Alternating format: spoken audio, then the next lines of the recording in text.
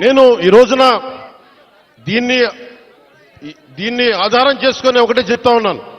ముఖ్యంగా గిరిజన వర్గ ప్రజలందరికీ, మన్యం ప్రాంతంలో ఉండే ప్రజలందరికీ నేను మీకు నారా చంద్రబాబు నాయుడు గారి ఆధ్వర్యంలో నాయకత్వం నడుస్తున్న ఈ కూటమి ప్రభుత్వం తరపున మనకున్న మంత్రివర్గ సహచరులు కానీ, ఎమ్మెల్యేలు కానీ అందరి తరపున నేను మాటిస్తున్నాను. మీకోసం అహిర్నిశలో ఎండనక వాననక పనిచేయడానికి మేము సంసిద్ధంగా ఉన్నాం. ఇందాక కలెక్టర్ గారు నా దృష్టికి తీసుకొచ్చారు. ఇది పైకి మనం ఎంతవరకు వెళ్తాం ఆగుదామంటే ఒకటే పాటు చెప్పాను కలెక్టర్ గారికి. 1 కిలోమీటర్ నడిస్తే కానీ సాధక బాధలు తెలియవు నాకు, కనీసం నేను నడవాలి. నేను అలాంటిది నలుగురు డోలీ పట్టుకొని ఒక గర్భిణీ స్త్రీని పట్టుకొని ఎంత ఇబ్బంది పడతారో ఆ బాధ నాకు తెలియాలంటే ముందు నేను నడవాలి, నేను నడుస్తాను దీనికని చెప్పాను.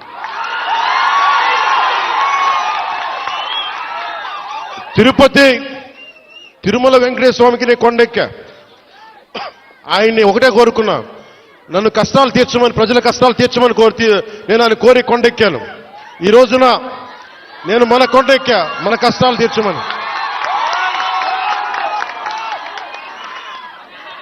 నా పక్కనే ఉన్న పంచాయతీరాజ్ కమిషనర్ గారికి కూడా, అడిషనల్ జాయింట్ సెక్రటరీ వారికి కూడా ఒకటే చెప్పాను. నా పిఎస్ మసూదన్ గారికి కూడా ఒకటే చెప్పాను. మీరు ఈ రోడ్డు వేసే లోపు ముందు కనీసం ఈ రోడ్డుని రోడ్ రోలర్లు పెట్టి కొంచెం శుభ్రంగా నడిచేలా చేయమని కోరుకుంటున్నా. నేను అది ఆదేశించాను.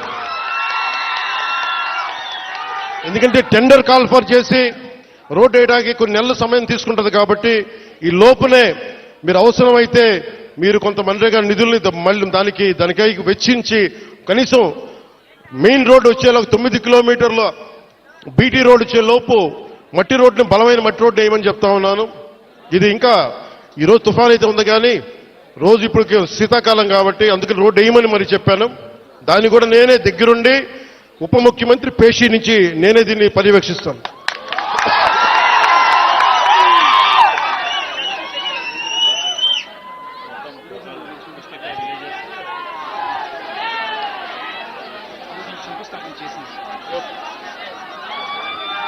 నేను మొన్న కొంచెం కూర్చోవాలి మీరు అందరూ అక్కడ. మొన్న ముఖ్యమంత్రి గారితో గౌరవ ముఖ్యమంత్రి ఒక్క నిమిషం గౌరవ ముఖ్యమంత్రి శ్రీ చంద్రబాబు నాయుడు గారి ఆఫీస్కి వెళ్ళి ఆయన పేషీకి వెళ్ళి ఒకటి తెలియజేశాను. సార్ 70 సంవత్సరాల మనకి స్వాతంత్రం వచ్చిన తర్వాత కూడా ఇంకా పిల్లలు ఇబ్బంది పడతా ఉన్నారు. మన్యం ప్రాంతంలో రోడ్లు లేవు. ఎట్లయినా మీరు అంటే నిధుల కొరత ఉన్నప్పటికీ గత ప్రభుత్వం డబ్బులు సంపూర్ణంగా ఊడ్చేసింది. మీకు మద్యం మీద ధర పెంచి దాని మీద కూడా డబ్బులు చేసుకున్నారు. 25,000 కోట్లు భవిష్యత్తులో ఇంత తాగుతారని చెప్పి దాని మీద కూడా డబ్బులు తీసుకున్నారు. దాదాపు ఎన్నో వేల, దాదాపు 15-20 కోట్ల రూపాయలు అప్పులు తీసుకున్నారు. ముఖ్యంగా 3 జిల్లాలకు సంబంధించిన ఆస్తుల మీద. ఇవన్నీ డబ్బులు తీసుకొని కూడా రోడ్డు వేయలేదు. మరి ఏం చేశారు అభివృద్ధి అంటే మీరు ఆలోచించండి. గత కాలంలో ఒక్క మంత్రి అన్నా వచ్చాడా మీరు చెప్పండి. ఈ రోజున నేను అధికారం రాకముందు ప్రజల్లో ఉన్నాను. అధికారం వచ్చిన తర్వాత కూడా నేను మీకోసమే పనిచేస్తాను. ఇక్కడున్న యువతకి నేను ఇదే మీకు మాటిస్తున్నాను. ఈ రోజున మన సాలూరు నుంచి నేను ఒకటే మాటిస్తున్నాను. నేను మన మన్యం ప్రాంతాలు యువతకి ఉపాధిలో కల్పించేలాగా టూరిజం వైపు కానీ చాలా మంది ఇక్కడికి మీకు ఉపాధి అవకాశాలు కల్పించేలా నేను ఇక్కడున్న స్థానిక రాజకీయ నాయకులు, అన్ని పార్టీల రాజకీయ నాయకులతో పాటు మన గిరిజన వర్గ పెద్దలతోటి అందరితో మాట్లాడి ఒక బలమైన పరిష్కార మార్గం తీసుకుంటాం.